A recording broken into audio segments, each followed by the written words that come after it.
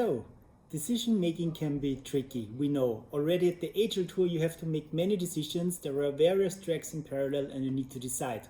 And as they're all great talks, it's really difficult to decide. And as you see, deciding as an individual is already tricky, so you know how it is in a company where you have teams, team dynamics, hierarchy and all those things. My name is Christian. I'm Julia and we are both from Collectiva, and we're inviting you to join our session where we will explore hands-on various decision-making methodologies.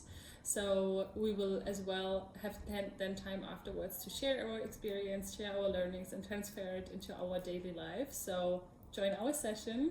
Take a seat, sit in a circle, experience decision-making, and we are very much looking forward seeing you.